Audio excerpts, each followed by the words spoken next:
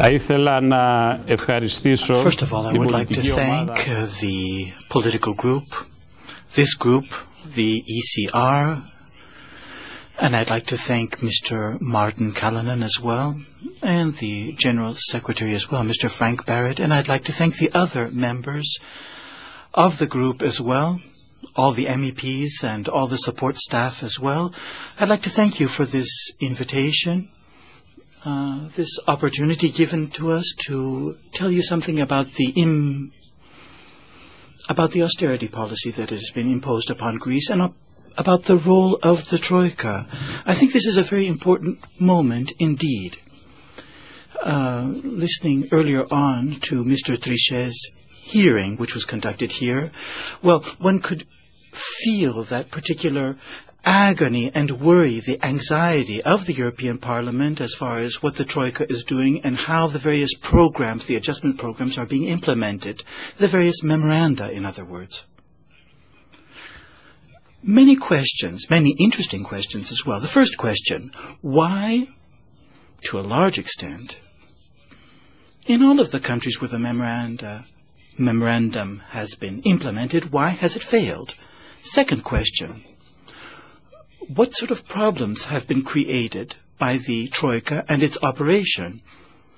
We're speaking about problems that involve the operation of democracy in the member states, in other words, in Greece, Portugal, Ireland, and on Cyprus, in other words, the countries where there was a memorandum, and also a problem as far as how the institutions themselves function. What is the role of the European Parliament? What is the role of the members of the European Parliament, those who have been elected by the people of Europe in order to monitor, to assess the activities of this particular body? And the Commission now, and the European Central Bank. Did they indeed follow that which is stated within the treaties of the European Union? Are they within the framework of the Troika? Are they institutions of the European Union themselves?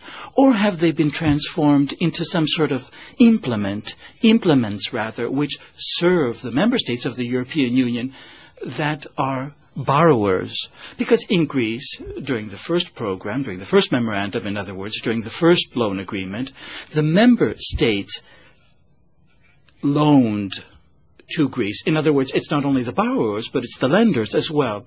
So perhaps, step by step, the European Union is moving from a union of peoples, of countries, into a union of countries that are borrowers and countries that are lenders, creating new relationships altogether. In other words, those who loan and those who owe. Perhaps the entire configuration, the entire philosophy of European integration, of European cooperation and collaboration, maybe it is changing and shifting. These are questions that we have to provide responses to. Now, the European Parliament is evaluating the activities of the Troika. Unfortunately, however, in Greece, although there was to be a visit of Mr. Cook and Mr. Karas, members of the European Parliament, although they were going to come to Greece, they didn't. Now, yesterday and today and tomorrow, there's going to be a hearing, and there has been a hearing about the Troika. So we, as independent Greeks, because we do not have any sort of representation here in the European Parliament, we are a new party, but we hope in the elections which are to take place in May that we will thereafter have a representation here in the Parliament. What we want to do is provide you some sort of information about the issues concerned, so that you, in exercising your responsibilities, so that you have a bit of information at your disposal to be able to operate more effectively.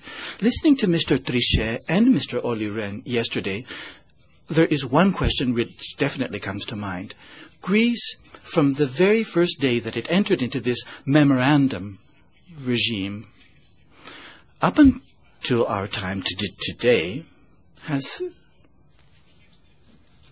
borrowed 214 billion euro. 214 billion euro have been borrowed by Greece. This is a huge figure. Please pay attention to this figure. It is 125% of the country's GDP.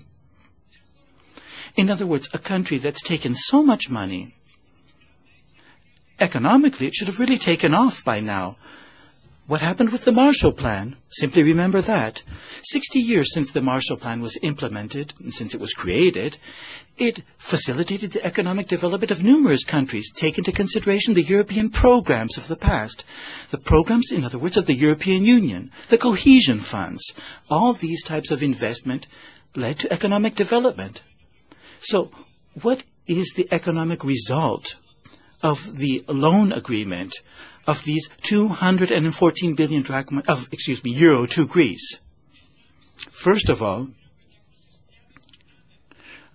1,500,000 unemployed, 27% unemployment, 60% unemployment among youth. Thousands of small businesses, SMEs, shops have simply closed. 25% is the drop in the GDP. These are figures, these are not my figures. These are not figures that I cooked up. These are figures which have been provided by the Minister of Finance, responding to the questions that have been posed to him by the Parliament. 30% of the Greek population lives below the poverty level. 35% is the reduction in pensions. And here, in this particular newspaper article, from the 7th of January, from last week, where we have this information, which I've just provided to you, stated by the Minister of Finance himself. We have millions of citizens in our country which cannot pay their taxes. They owe money to the state. 1,650,000 individuals owe money to the state in the form of taxes. They owe also to the various pension funds. Small and medium-sized enterprises simply cannot pay into the pension funds. We have an increase in taxation as well, skyrocketed. All properties in Greece is now taxed at a very, very high level indeed. And the result, regardless of all of this, is a result which shows us that Greece essentially, well, the economic situation continues to be tragic. The population is in total desperation. We find ourselves in a crisis not of an economic nature, but of a social nature as well. A fraying of the social fabric, a humanitarian crisis, because all of these things that have been imposed by the memorandum, in other words, the economic adjustment program, was basically a reduction in public expenditures, and thus there are problems as far as how, for example, schools, hospitals operate, and numerous different public agencies. This situation, this poverty, the poverty that we see in Greece right now is a result of this policy. So I think what is going to have to be explained to us is how, after all of these billions which have flowed into Greece, why do we have this horrific economic picture right now? Where has this money gone? Is the question. Do you know where this money has gone? It's gone basically back to those who loaned Greece that money. In other words, the banks were saved. The banks were saved of countries, the banks of countries which loaned to Greece. So, careful. When Greece entered the Eurozone, the public debt was 130 billion euro. The day that Greece entered into the adjustment program, the memorandum in other words, the public deficit was 330 billion. In other words, a huge period during the Eurozone period, debt was accumulated. Of this, 150 billion were in the form of debt which was in the hands, if you'd like to put it this way, of banks, European banks. So all of this money went back to these banks. These banks were saved, but it's Greek citizens who are paying for this. And not only Greek citizens, but citizens of other member states of the European Union, because they have now entered into this process. They have entered into this entire situation because basically Greece's debt has been transformed into a debt which Greece has to pay to the other member states. So, in other words, Greek taxpayers and your taxpayers as well are now embroiled in this total confusion. And what Mr. Trichet didn't mention is that the European Central Bank intervening into the secondary market, and if you take a look at the minutes, what Mr. Trichet just said, he said that in May of 2010, Greek public bonds were bought by the markets, as later ECB bonds were bought as well, by the ECB rather. Italian bonds and Spanish bonds were bought. So the ECB has in its hands 60 billion euro in the form of Greek state bonds. Now these Greek bonds, which the ECB has right now, didn't enter into the PSI. In other words, they were not part of that so-called haircut. They're kept in the hands of the ECB. These were bought on sale because they were bought from the markets. And that sale was to the level of approximately 40%. So what's happening now? Each time that one of these bonds comes to term, as happened the day before yesterday, the nominal price is paid to Greece, in other words, 100%, whereas it was bought at 60% of its value. In other words, it gains 40%. So the money that was spent by Greece 3 days ago, and this Greek newspaper states this very, very clearly indeed, they have a 6.5% interest rate, those of 3 days ago. So who is the major speculator in Europe today? That's the question that we ask. It is the ECB, essentially. How can Greece pay this money out? So it borrows from the member states in order to be able to pay for those old bonds, to pay back the ECB. And the ECB gains at that 40% rate.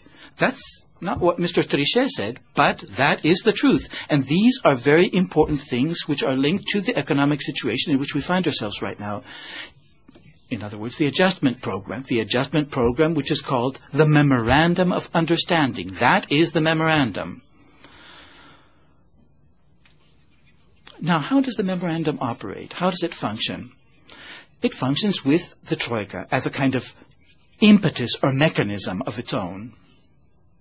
A mechanism within which the ECB and, of course, the Commission play their role. However, the Commission here, when it functions within the Troika, it doesn't function essentially as an institution of the European Union, but as a representative of creditors. I'll read to you in English the particular agreement between the Eurozone and Greece on this particular matter. In English now. The member states of the European Union have decided on May 2010 to entrust the Commission with the tasks in relation to the coordination and management of the pooled bilateral loans. Second, the lenders in all their function, rights and obligations under this agreement act through and are represented by the Commission. Επομένως, η Commission είναι εκπρόσωπος των δανειστών. So the Commission is a representative of the lenders, and it is not functioning as a body, as an institution of the European Union within the framework of the Troika. And that's why it operates as it does within the Troika. It has numerous different rights which violate democracy and how democracy operates. In English now. Right to perform on-the-spot checks and inspections where appropriate. Στο πλαίσιο αυτό, so within this framework, the Commission has the right, in English, access to sites and premises where the relevant information and documents are kept. Αυτό σημαίνει ότι μπορούν. What this means is that they can go, and they have gone, to the Ministry of National Defense, and they requested financial figures with regard to how the defense of the country operates and what the finances are there. So we have a violation of the treaties of the European Union because the Commission has many more rights and much more power than is issued to it within the framework of the treaty. Within the treaty, we know very well what the remit is of the Commission, and we know what the remit of the member states are. But here, this entire issue of responsibilities and competences is very, very shady. And all of this is stated in this document right here. Do you know what this document is? This document is the Memorandum of Understanding. It is the memorandum itself, and it describes quite analytically, month by month, what the Greek government is to do. How many people will have to be how much money will have to be paid by individuals in order to enter a hospital? How much people will get in the form of pensions? And I wonder, can a country, can a society, can something function properly simply based on this particular document right here? Some of you have lived here in the past within the Soviet Union. Perhaps the Soviet Union had a plan of its own. Perhaps it wasn't as long as all of this here. So what we have basically is a violation of democracy, of the basic principles of democracy, because the Parliament of Greece simply has to vote yes on whatever the Troika has to say, on whatever is stated within this particular document here within the framework of the memorandum. Otherwise, the money doesn't come in. In the discussion that took place with Mr. Trichet, and there was a representative from your group there, the Spaniards posed the following question. The Spanish Constitution for 35 years could not be amended, although many people wanted an amendment to the Spanish Constitution, and particularly the Catalan. Mr. Trichet sent a letter to the Spanish government, and it was within 1 month that particular amendment to the Spanish Constitution took place, that particular, which represented demands of the Catalan community. So, number one, the memorandum has been a failure. It's led to impoverishment of the country. It has failed because it has been fallacious from the start. It was a poor recipe, and that's something which the IMF itself has stated. The Troika operates in a function which essentially violates democracy in Greece. The Troika has been become a kind of independent entity, and within it the ECB and the Commission do not operate as institutions of the European Union, but as something totally different. These are important issues, and I simply wanted to present these issues to you firsthand so that you can understand what these dire conditions in which we find ourselves right now really are.